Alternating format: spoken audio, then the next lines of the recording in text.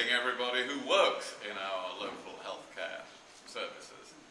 We're very privileged, I think, in Hambleton and Richmondshire to have some of the finest doctors, nurses, midwives, social care workers in the country. Many of them are my constituents.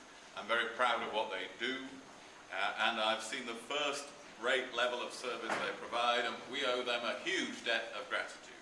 And I think we've probably all benefited from it as patients of the NHS over many years. And it's because of our respect for what they do and the high standards of care that we want to see that we're here today, patients and providers alike, to discuss how we maintain that level of service well into the future. And I also pay tribute to the hard work and the commitment and passion of local activists and councillors. Many of them are here. I've seen several in the room who are here tonight. Their tireless campaigning on behalf of the local community is very impressive. I'll continue to support their efforts in every way I can. And because one of them can't be with us tonight, who's unwell, Councillor John Blackie, who I've worked with on these issues quite a lot, and we send him our very best wishes for a speedy recovery this evening.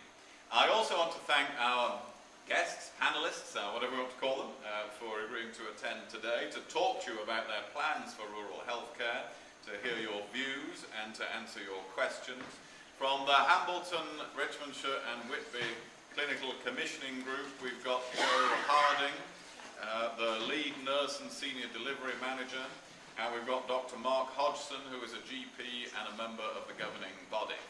And for those who don't know, CCGs were introduced in 2012 as a replacement for primary care trusts. They're responsible for planning and designing local health services in England, which they do by commissioning or buying health and care services.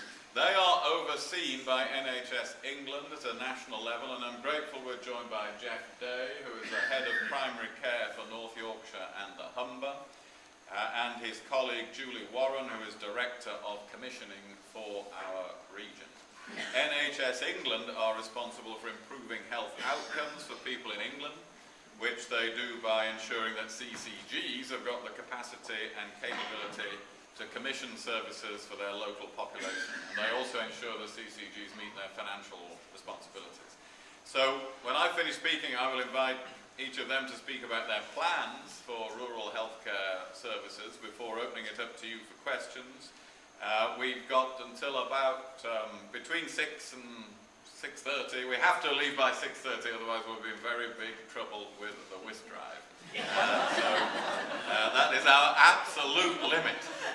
But we'll see what we can do to wrap up after 6, depending on how many questions. I've been in a lot of trouble as an MP, but never with a whisk drive. I don't intend to create that precedent. I strongly encourage you to raise your questions and concerns. This is an excellent opportunity to do so, and to make your views known to people directly responsible for commissioning healthcare in this area. And in turn, I hope NHS England and the CCG will listen earnestly to what you've got to say and what I've got to say, and to use this meeting to inform their planning decisions. They're ultimately responsible to you, and their mandate is to ensure that our healthcare needs are met. And in this area we benefit from many things. As we know, those of us who live in North Yorkshire, we've got some of the most beautiful countryside in the world. We've got some of the most rural areas of England. In general, we have the opportunity for a good quality of life. But there is huge diversity in what it means to be rural. And there isn't a precise definition or measure of that. We know it when we see it, and I often talk about real rurality, because there are places that think they're rural, but in North Yorkshire we don't think they are rural. There are parts of our county that are truly rural, and under any government, given the unique pressures on rural services, the distinct needs of rural communities need to be recognised.